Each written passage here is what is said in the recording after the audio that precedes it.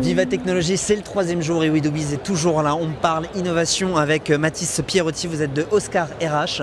Oscar RH, vous allez nous expliquer ce que c'est en 3 hashtags, c'est à vous. Alors les 3 hashtags, c'est co-innovation, start-up, plus entreprise. Plus entreprise et maintenant avec des verbes, avec des phrases pour qu'on puisse comprendre un peu mieux.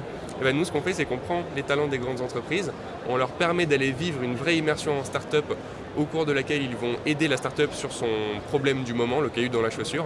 Et en échange de quoi, la start-up, elle va aider le talent, le former au management digital, au management agile, et elle va aussi aider le grand groupe dans son innovation. Comment est-ce qu'on fait pour aider les startups et les grands groupes à se comprendre? Parce que vous êtes là en tiers de confiance, ça je l'ai bien compris, Tout à fait. mais le langage n'est pas forcément le même. Par exemple, un grand groupe, il y a peut-être des sujets sur lesquels ils ne sont pas très bons. C'est quoi? Par exemple, ça va être implémenter les techniques de management agile ou faire en sorte que leurs talents puissent obtenir les compétences digitales dont ils vont avoir besoin dans 3-5 ans, c'est très très proche.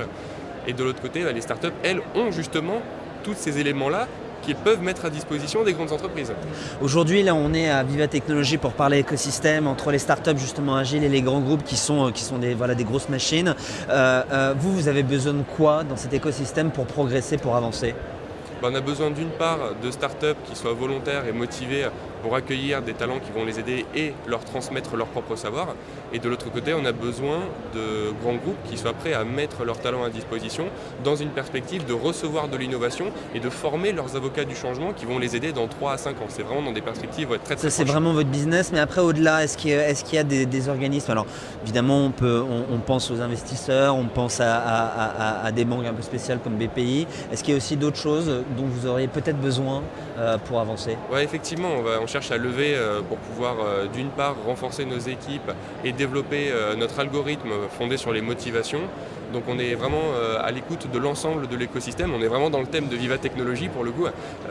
Donc on est vraiment ouvert à toutes sortes de propositions, de même de partenariats avec d'autres startups qui sont dans les RH ou avec les consortiums d'entreprises. On peut penser au MEDEF ou à la conférence des petites et moyennes entreprises. On est vraiment ouvert à tous parce que notre objectif, c'est de faire du win-win pour le plus de structures possible.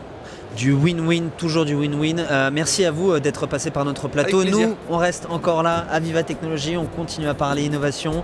À bientôt. Merci.